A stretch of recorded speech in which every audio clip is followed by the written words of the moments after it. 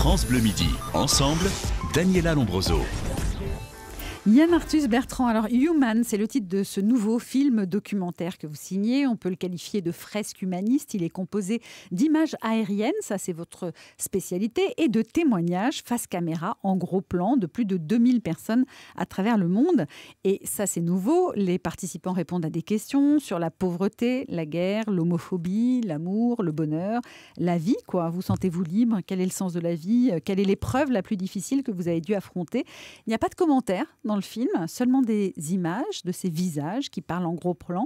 On est vraiment plongé au cœur de l'âme humaine au travers de ces portraits. C'est finalement encore une manière de prendre de la hauteur, puisque c'est la Terre vue du ciel, mais cette fois, vous vous êtes aperçu qu'il y avait des gens dessus.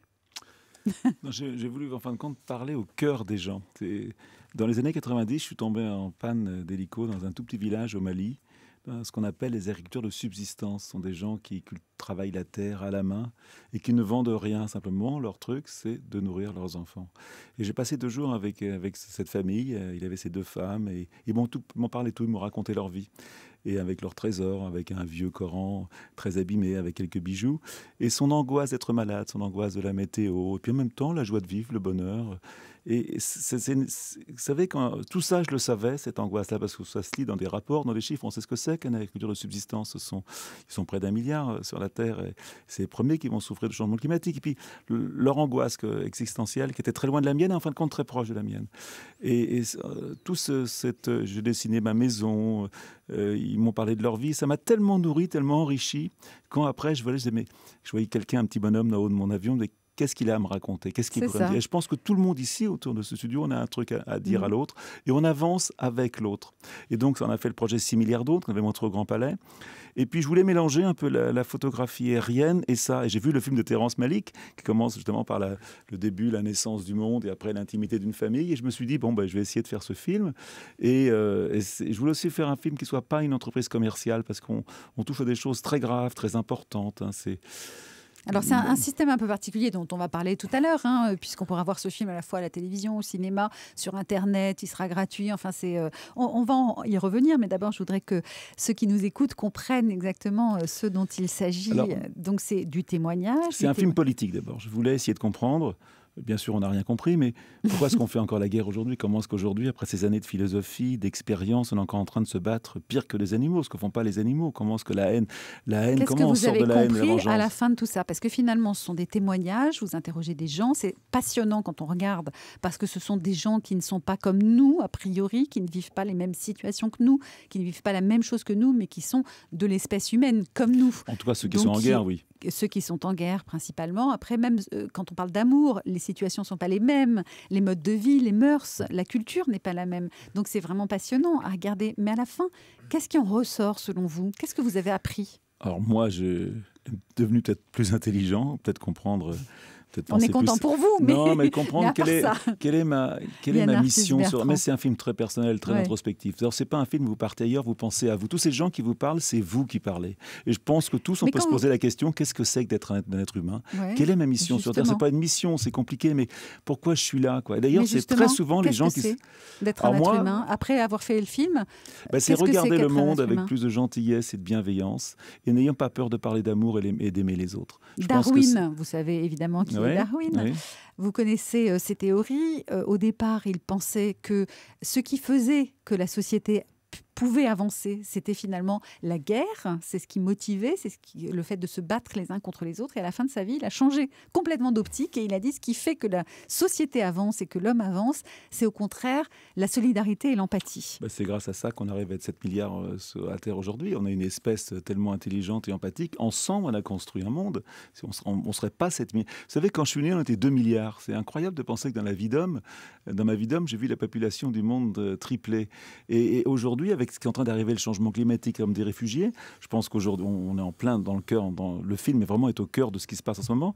Je pense qu'il faut regarder le monde d'une façon différente et ne pas avoir peur. Donc c'est à ça qui sert le film, Regardez peut-être vous l'avez vu, moi vous savez ce que vous avez ressenti. Justement, j'ai ressenti à la fois beaucoup de curiosité et d'intérêt. J'ai beaucoup aimé le film, mais j'en suis sortie avec un goût comme ça de pas tout à fait abouti. Je me suis dit, et après ?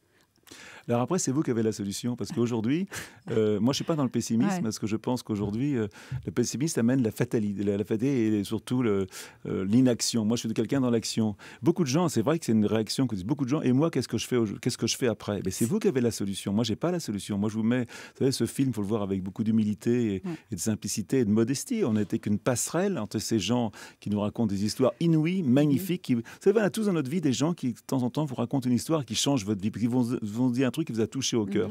On a essayé de concentrer ces paroles fortes. Et après, c'est vous qui décidez ce que vous voulez en faire. Ce que j'ai retenu, par exemple, les paroles sur la guerre, les gens qui vivent en ce moment des situations de guerre sont particulièrement fortes. D'ailleurs, vous avez choisi de commencer le film sur ce sujet-là. Je voulais m'en débarrasser au début. Par exemple, des Syriens qui tuent pour venger leur père, qui expliquent très clairement que pour eux, il n'y a pas d'autre alternative possible. Il faut tuer.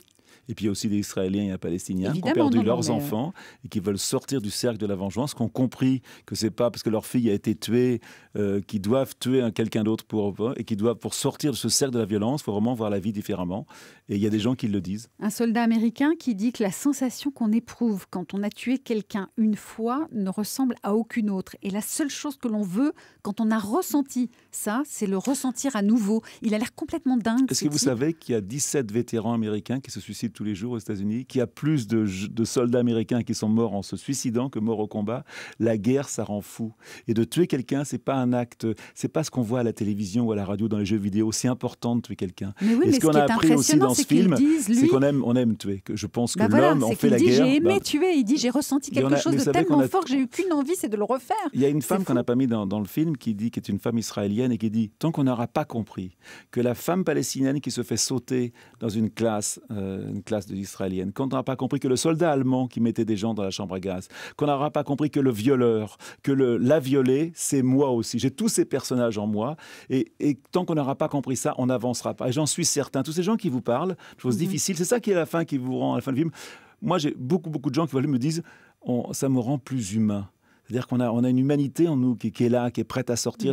Bon, j'espère. Moi, ça me rend plus inquiète. Chacun voit ça avec comme il est. Mais c'est un film très introspectif, parce qu'un film normal, ça vous amène dans une autre vie, dans une autre histoire. Là, ça vous ramène à votre histoire, à vous, en fin de compte. Je rappelle que dans ce film, Yann Arthus Bertrand, ce sont des témoignages en gros plan. Chacun est filmé exactement selon la même charte, de la même manière. Le film s'appelle Humans, et chacun est en gros plan sur un fond noir et parle. Chacun regarde dans la caméra. On ne vous parle pas à un journaliste, on vous parle à vous directement. Ça, c'est assez impressionnant. Il y a plusieurs thèmes qui sont abordés dans ce film. La différence entre les hommes et les femmes aussi.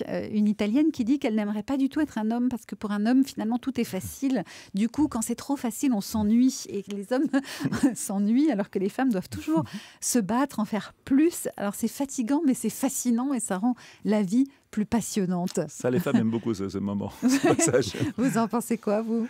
Je pense que les femmes sont beaucoup plus sensibles, ont en eux quelque chose de meilleur que nous les hommes, j'en suis persuadé. Être humain, donc. Moins d'ambition. Human, c'est en quelques chiffres, 3 ans de travail pour vous, 110 tournages, 2000 personnes, 65 pays, 3h18 de film. C'est un projet titanesque. Vous avez choisi de le sortir d'une façon assez particulière. Oui, parce qu'on a eu la chance d'être financé par une fondation, la Fondation Bettencourt, ce qui fait que le film n'est pas un objet commercial. Le film peut être libre. Donc, en France, on a choisi, il y a 400 salles de cinéma en France qui l'ont pris, ce qui est formidable pour un documentaire. 420 salles aujourd'hui, ça, je suis fou de joie et je remercie les exploitants qui ont joué le jeu. C'est un film débat, ils organisent des débats dans les mairies. France Télévisions qui va diffuser le film et faire une nuit entière quasiment consacrée au film. À 4h du matin sur le film. C'est Google qui fait... on a fait des films particuliers. On a fait 11 films en tout. Avec ça, on a tout mélangé. Donc, il y a un film cinéma qui est très, très, très cinéma, avec la musique et tout. Et une expérience Internet. Le 12 septembre, près d'1 milliard de gens auront la possibilité de le voir. Google montre vraiment une opération formidable autour. Ils ont adoré le film. Avec une projection à l'ONU. Il y a une projection à l'ONU samedi prochain où on a transformé la salle des Nations Unies en salle de cinéma. Il y a une projection à la fête de l'humanité, samedi prochain, une projection à la Mostra Venise, que le film était sélectionné à Venise.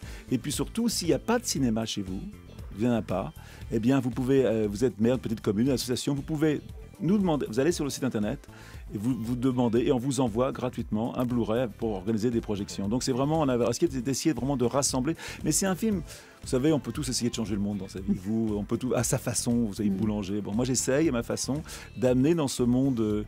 Et en vieillissant, Je deviens de plus en plus. Libération me fait un jour une 4e couverture en me traitant de grande nunuche. Et j'ai assez méchant, mais j'assume ça. Je pense qu'aujourd'hui, on a besoin de plus de bienveillance. Donc en vieillissant, vous devenez de plus en plus bisounours, Yann Arthus Bertrand, oui. C'est ça. C'est peut-être les petits-enfants, c'est peut-être aller à l'essentiel surtout. Que réussir sa vie professionnelle, c'est pas très difficile, je pense. Mais réussir sa vie d'homme, c'est un Graal impossible. J'essaye.